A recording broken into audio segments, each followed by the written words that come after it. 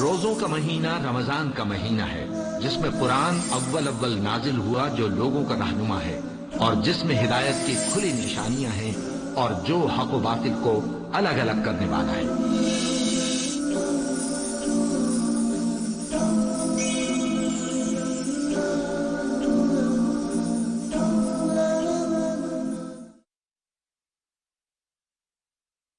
محترم ناظرین، پروگرام فضائل رمضان کی اس نشست میں آپ حضرات کا استقبال ہے۔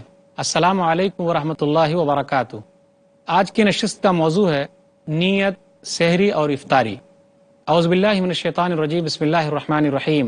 وَكُلُوا وَاشْرَبُوا حَتَّى يَتَبَيَّنَ لَكُمُ الْخَيْطُ الْأَبْيَضُ مِنَ الْخَيْطِ الْأَسْوَدِ مِنَ الْفَجْرِ ثُمَّ أَتِمُّوا الصِّيَامَ إِلَى اللَّيْلِ رَبِّ اشْرَحْ لِي صَدْرِي وَيَسِّرْ لِي أَمْرِي وَاحْلُلْ عُقْدَةً مِّن لِّسَانِي يَفْقَهُوا قَوْلِي رب زدنی علما سبحانک لا علم لنا الا ما علمتنا انک انت العلیم الحکیم۔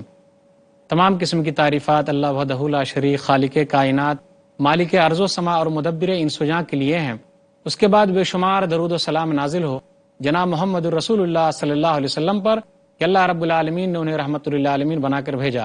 اللہم صلی علی محمد وعلی آل محمد کما صلیت علی ابراہیم وعلی آل ابراہیم انک حمید مجید۔ اللہم بارک علی محمد وعلی آل محمد کما بارکت علی ابراہیم وعلی آل ابراہیم انک حمید مجید۔ ناظرین اکرام، عنوان ہے نیت، سحری اور افطاری۔ سب سے پہلے میں نیت کے تعلق سے بتانا مناسب سمجھوں گا، وہ یہ ہے نیت کا معنی کیا ہے۔ نیت دل کے ارادے کا نام ہے۔ علامہ ابن منظور اپنی کتاب لسان العرب میں جلد نمبر 14 صفحہ نمبر 343 پر لکھتے ہیں، نون واو یا کے مادے میں کہ نیت کے بارے میں عمل القلب، یہ دل کا عمل ہے۔ نیت جو ہے دل کے ارادے کا نام ہے، اور نیت سب سے اہم چیز ہے۔ تمام عملوں کا دار و مدار نیتوں پر ہے۔ جیسی نیت ویسی برکت، جیسی نیت ہوگی ویسا ہی ہم کو ثواب ملے گا۔ اس لیے لوگوں کو چاہیے کہ اپنی نیت درست رکھیں۔ ہم اور آپ اچھی طریقے سے جانتے ہیں کہ امام بخاری رحمہ اللہ نے اپنی کتاب صحیح بخاری میں جو پہلی حدیث نقل کی ہے وہ کیا ہے؟ نیت ہی کے بارے میں۔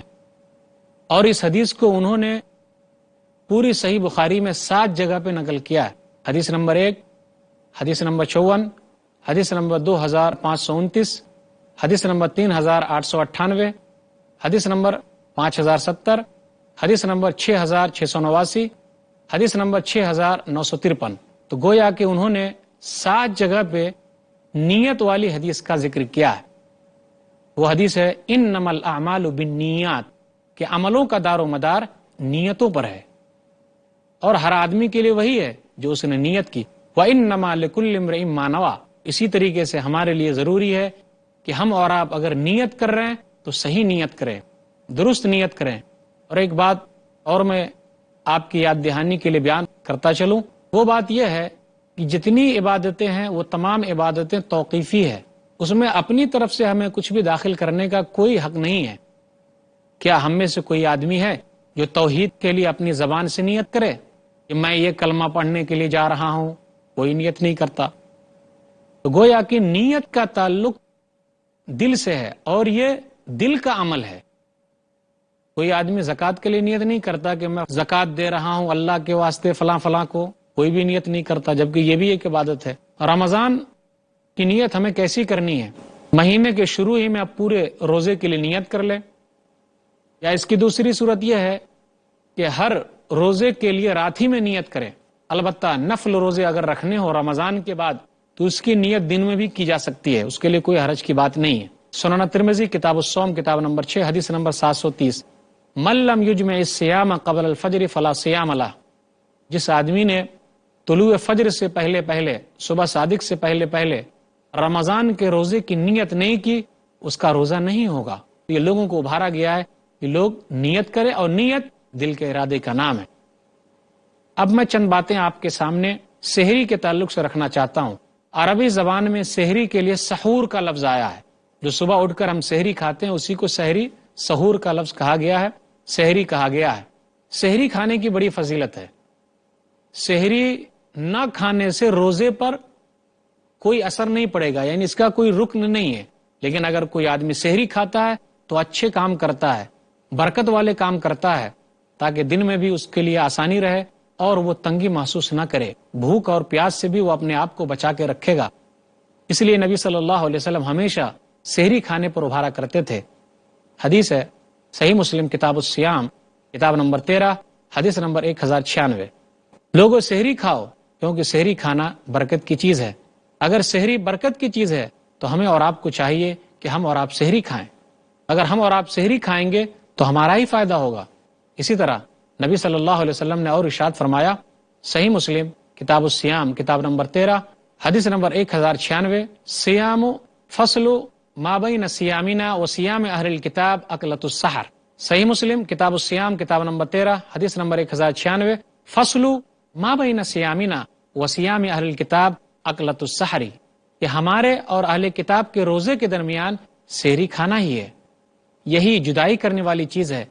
اہل کتاب یہود و نصارہ جو ہیں سحری نہیں کھاتے، لیکن مسلمان جو ہیں وہ سحری کھاتے ہیں۔ سحری کا وقت جو ہے وہ اللہ کو یاد کرنے کا بہترین وقت ہوتا ہے، ذکر و اذکار کا بہترین وقت ہے، اس وقت کی دعا قبول ہوتی ہے، اس لیے لوگوں کو چاہیے کہ وہ سحری کھائے۔ اللہ تعالیٰ نے قرآن کریم کے اندر نیک لوگوں کا تذکرہ کیا ہے، وَبِالْأَسْحَارِ هُمْ يَسْتَغْفِرُونَ، سورہ زاریہ سورہ نمبر 51 آیت نمبر 18 آیت نمبر 15، کہ وہ لوگ سحری کے وقت اٹھ کر بخشش طلب کرتے ہیں، گناہوں کی معافی مانگتے ہیں، اور اللہ تعالیٰ ان کو معاف کرتا ہے۔ یہ نیک لوگوں کی صفت ہے۔ سحری کے تعلق سے اللہ تعالیٰ نے کہا، اور رات کے کھانے کے تعلق سے اللہ نے کہا، وَكُلُوا وَاشْرَبُوا حَتَّى يَتَبَيَّنَ لَكُمُ الْخَيْطُ الْأَبْيَضُ مِنَ الْخَيْطِ الْأَسْوَدِ مِنَ الْفَجْرِ، سورہ بقرہ سورہ نمبر 2 آیت نمبر 187۔ کھاتے پیتے رہو یہاں تک کہ صبح کا دھاگا کالے دھاگے سے واضح ہو جائے، یعنی صبح صادق کا وقت آ جائے، رات کا اندھیرا ختم ہو جائے، اس وقت تک کھاتے پیتے رہو۔ پچھلے زمانے کا یعنی شروع کے دور کے روزے کا میں کچھ واقعہ بیان کرنا چاہتا ہوں کہ جس وقت سن 2 ہجری میں روزہ فرض ہوا اس وقت کیا تھا۔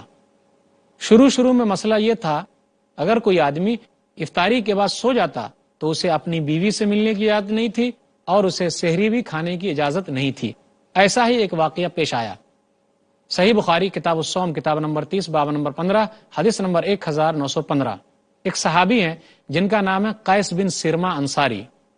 قیس بن سرما انصاری وہ بیچارے کام کرنے والے تھے، کام کرتے تھے، تھکے مادے تھے، گھر پہ آئے افطاری کے بعد، اپنی بیوی سے کچھ کھانے پینے کے لیے مانگا۔ کھانا پینا تو گھر میں نہیں تھا۔ بیوی نے کہا کہ میں تلاش کر کے لاتی ہوں۔ اسی درمیان میں ان کو نیند آ گئی۔ جب نیند آ گئی تو ان کی بیوی جب آئی دیکھا کہ وہ سو گئے ہیں تو کہا خیبتن لک، گھاٹا ہو، نقصان ہو تمہارے لیے، یعنی اب سونے کے بعد دوبارہ آدمی رات میں کھا پی نہیں سکتا۔ شروع میں ایسا تھا۔ وہ صحابی اسی حالت میں روزہ رکھتے ہیں، آخر ان کے ساتھ ہوتا کیا ہے، فلما انتصف النہار غشیا، آدھے دن میں جب پہنچے، دوپہر کا وقت جب آیا تو بیچارے بے ہوش ہو کر گر گئے۔ نبی صلی اللہ علیہ وسلم تک یہ بات پہنچی تو اسی درمیان میں اللہ تعالیٰ نے آیت اتاری، کھاتے پیتے رہو یہاں تک کہ صبح کا دھاگا کالے دھاگے سے واضح ہو جائے۔ پھر اللہ نے وہ آیت بھی اتاری، أُحِلَّ لَكُمْ لَيْلَةَ الصِّيَامِ الرَّفَثُ إِلَىٰ نِسَائِكُمْ هُنَّ لِبَاسٌ لَكُمْ وَأَنْتُمْ لِبَاسٌ لَهُنَّ، سورہ بقرہ سورہ نمبر 2 آیت نمبر 187۔ تم لوگوں کے لیے اپنی عورتوں سے رات میں ملنا حلال قرار دیا گیا ہے، تم ان کے لیے لباس ہو، وہ تمہارے لیے لباس ہے۔ یعنی رمضان کی راتوں میں اپنی بیوی سے ملنا، ہم بستر ہونا جائز ہے، دن میں ہم بستر ہونا منع ہے۔ تو جب یہ آیتیں اتری تو صحابہ کرام بہت خوش ہو گئے کہ کم سے کم رات میں اگر نیند آ جائے گی تو دوبارہ اٹھ کر سحری کھا سکتے ہیں، اپنی بیوی سے فائدہ اٹھا سکتے ہیں۔ سحری کے بارے میں آیا کہ آدمی کو چاہیے کہ طاقتور غذا کھائے، اتنی کھائے کہ اس کو ہضم ہو جائے۔ ہمارے درمیان بہت سارے لوگ ایسے ہیں جو اتنا زیادہ سحری میں کھا لیتے ہیں اور بھاری غذا کھاتے ہیں کہ وہ پریشان رہتے ہیں، ان کا پیٹ جو ہے ہضم نہیں کر پاتا، بد ہضمی کا شکار ہو جاتے ہیں۔ تو ایسی سحری کا فائدہ کیا؟ نبی صلی اللہ علیہ وسلم نے ارشاد فرمایا، سنن ابی داؤد کتاب الصیام کتاب نمبر 14 حدیث نمبر 2345، نعم سحور المؤمن التمر، مومن آدمی کی بہترین سحری کھجور ہے۔ اگر کسی کے پاس کھجور نہ ہو تو وہ بھی کوئی دوسری طاقتور غذا کھا سکتا ہے، لیکن اتنا زیادہ نہ کھائے کہ وہ کنٹرول ہی نہ کر سکے، اسے بدہضمی ہو جائے۔ سحری کے تعلق سے ایک مسئلہ یہ بھی ہے کہ ہم لوگوں کو سحری کی دعوت دے سکتے ہیں۔ نبی صلی اللہ علیہ وسلم نے ایک صحابی کو دعوت دی تھی۔ سنن نبی داؤد کتاب الصیام کتاب نمبر 14 حدیث نمبر 2344۔ ارواز بن ساریہ رضی اللہ تعالیٰ عنہ کہتے ہیں کہ نبی صلی اللہ علیہ وسلم نے مجھے رمضان میں سحری کے لیے بلایا اور کیا کہا؟ ہلم الی الغداء المبارک، آؤ مبارک کھانا کھاؤ۔ سحری کے لیے ہے، جو سحری کے احکام میں سے ہے وہ یہ کہ آدمی اذان سے پہلے کم سے کم 50 آیت پہلے تک سحری کھانا بند کر دے۔ نبی صلی اللہ علیہ وسلم کے بارے میں آیا صحیح بخاری کتاب الصوم کتاب نمبر 30 حدیث نمبر 1921۔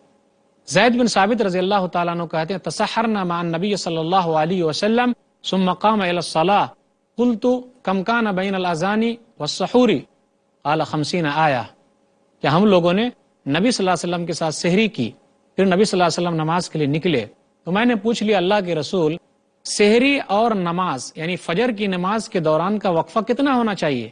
تو نبی صلی اللہ علیہ وسلم نے کہا 50 آیتوں کا، یعنی آدمی 50 آیت پڑھنے تک میں جتنا وقت لے گا اسے چاہیے کہ فجر کی نماز سے پہلے سحری کھانا بند کر دے۔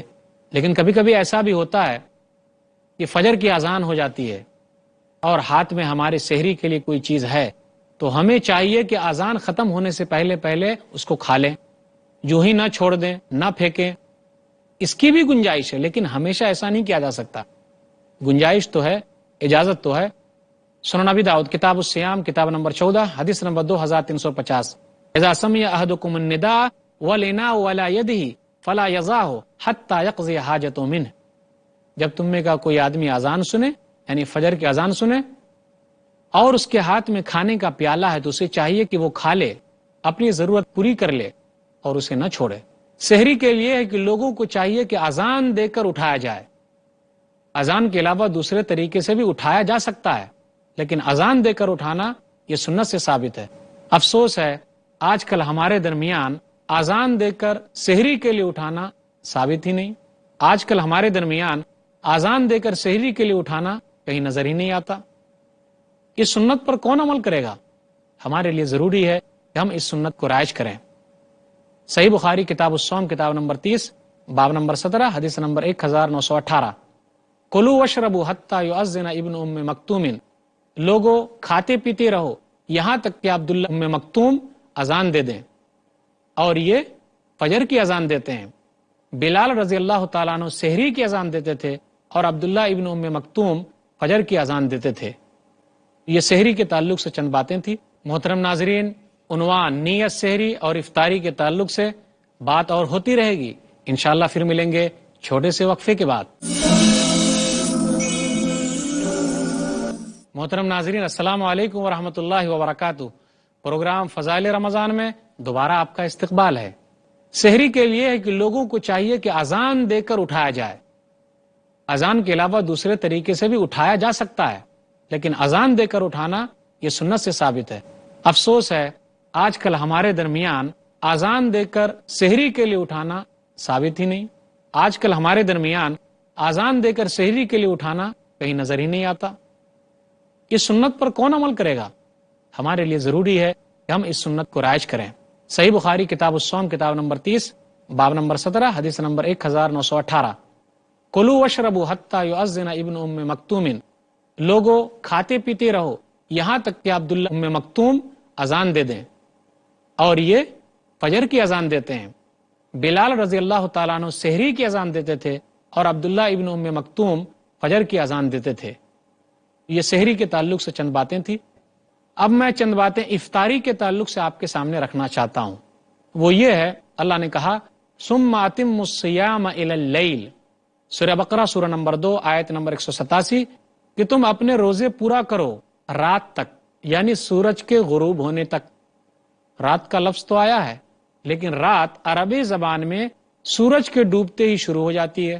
نبی صلی اللہ علیہ وسلم نے افطاری کے تعلق سے کہا، کیا کہا نبی صلی اللہ علیہ وسلم نے؟ صحیح مسلم کتاب الصیام کتاب نمبر 13 حدیث نمبر 1098، لا یزال الناس بخیر ما عجلوا الفطر، لوگ ہمیشہ بھلائی میں رہیں گے اس وقت تک جب تک لوگ جلدی افطار کریں گے۔